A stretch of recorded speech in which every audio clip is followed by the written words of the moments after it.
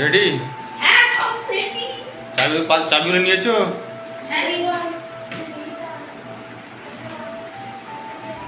তো আমরা আমাদের বাড়ি যাচ্ছি, চলো। তো অলরেডি আমরা বাড়িতে পৌঁছে গেছি। তো ছেলেদিকে বললাম যে সামনে পরীক্ষা আছে, তো ওদের বইগুলো নিয়ে আসা হয়েছে, যে নাহলে ওরা ফাঁকি মারবে। তো আমাদের টিভিটা খারাপ হয়ে গেলো, একটা ছোটো টিভি ছিল, তো মায়ের অসুবিধা ছিল, একটা টিভি নিলাম, তার সঙ্গে আবার সেফটি বক্সটাও খারাপ হয়ে গেল।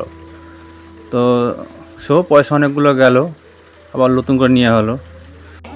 রান্নার জন্য আনাজ কোটা হচ্ছে। কালকে 1.5 কিলো চিকেন নিয়ে এসেছিলাম, তো 500 আজকে করবে বললো, আর কাল নামাজের দিন 1 কিলো রান্না করবে। তো মায়ের মোটামুটি আনাজ কোটা হয়েই গেছে, সামান্য বাকি আছে। এদিকে তোমার বৌদি ভাই থালা বাসন অনেকগুলো জড়ো হয়ে গিয়েছিলো, তো সেগুলো ধোয়া মাজা করছে। অলরেডি তোমার বৌদি ভাই অনুসারে রান্নার সরঞ্জাম সমস্ত যা কিছু লাগবে তো বইয়ে সব রাখছে।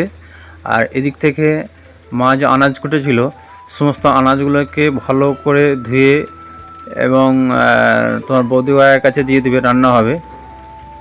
তো রান্না বান্না শুরু হয়ে গেছে।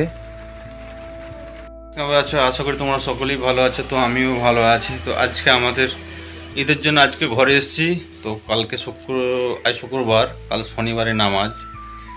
তো ঘরে এসেছি, ঘরে অনেকদিন ওই পরিষ্কার করা হয়নি ঘরগুলোকে। তো ঘরগুলো তোমার বৌদিভাই রান্না করছে।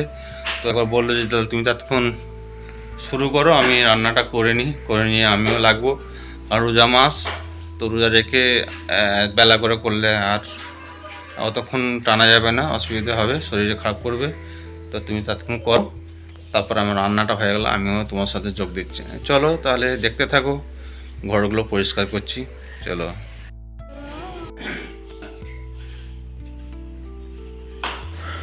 তো প্রচণ্ড ঝুল হয়েছিল চতুর্দিকে, হাত তো লাগাল যায় না, ওই চেয়ারের উপরে দাঁড়িয়ে।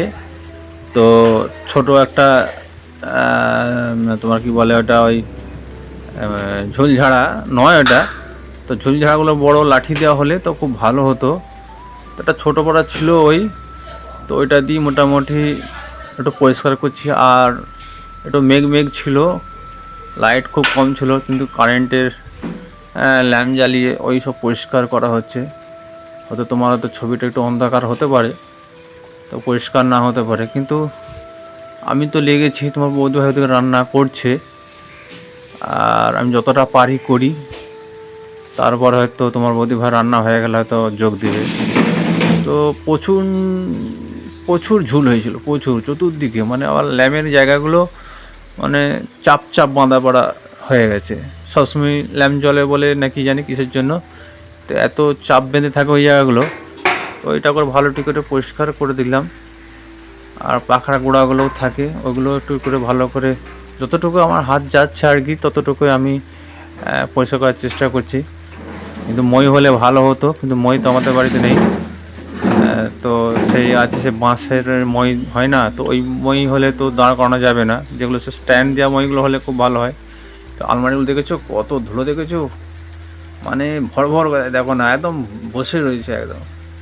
তো বহুত দিন একটা ঝাড়া হয় না, দেখুন ফেলে দিলাম, দেখেছো একদম চাপ বেঁধে রয়েছে ধুলোতে। তো এইগুলোকে আগে নামাই, কী সব আছে কাগজপত্রগুলো চেক করতে হবে। আর ওই ঘরের ভিতরগুলো একটু করে ঝুলগুলো রয়েছে ভালো করে পরিষ্কার করতে হবে। তো বড় জিনিস হলে ভালো হতো। আর ঝুল ঝাড়ার যে মাথার ফুলের মতন যে ওইগুলো হলে ভালো হতো, ঘুরিয়ে নেওয়া হতো। তো খাটের নিচেগুলো বা সাইডগুলো দিয়েও প্রচুর ঝুল ছিল। তো কী করব, ওটা করে হচ্ছিলো না, খাঁড়া ঝাঁটা ছিল, ঝাঁটাই করে কিন্তু ভালো হচ্ছিল। আর ঝুল বেশিরভাগই দেয়ালের সঙ্গে চিটিয়ে যাচ্ছে, কোনো ভ্যাকাম হলে সেইভাবে টেনে নিলে ভালো হতো, কিন্তু আমাদের ভ্যাকাম নাই। তার জন্য ওই যতটা করা যায় ওই ঝাঁটাই করে নিয়ে নেওয়া হচ্ছে ভালো করে। তো কষ্ট হচ্ছে ঠিকই, কিন্তু কাজ হয়ে যাচ্ছে। তো যতটা পাচ্ছি করছি। আর সবটা তো হবে না, সব করতে গেলে পুরো একদম ঘর থেকে সমস্ত জিনিস বার করা ঝামেলা আছে। তো তোমার বৌদি ভাই আমার পেছনে চিল্লাচ্ছিল যে এগুলো বার করতে বললাম, যে বার করাটা খুব কঠিন ব্যাপার। ভালো করে ছাড়ে ছাড়ে ফুলগুলো ছাড়ে। ঝাড়ছি।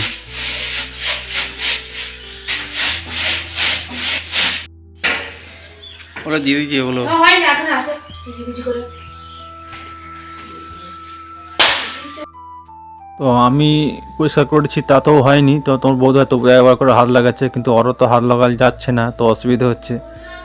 তো আমাকে বলছিল একটু ভালো কথা, আমি যে দিয়েছি তো আর কত দেবো।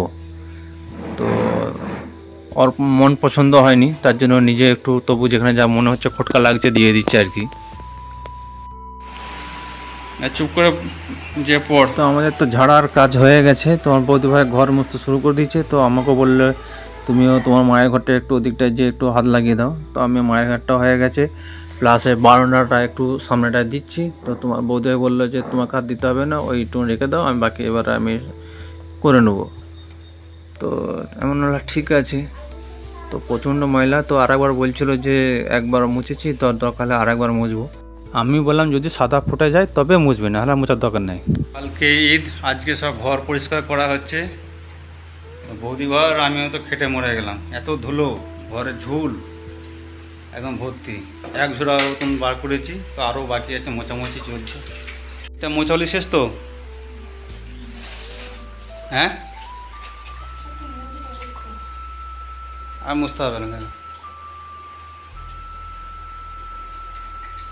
একবার মুছেছে, দেখ যদি সাদা ফুটে যায় তাহলে আর একবার মুছতে হবে।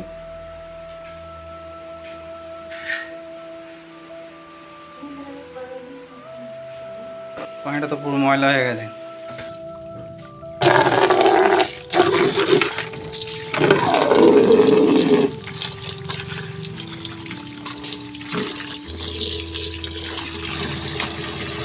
তো এটা বাড়ির সামনের জায়গা আমাদের, তো বাড়ির সামনেটা অনেকটা জায়গা পড়ে আছে, কিন্তু পাঁচিল এখনও টানা হয়নি।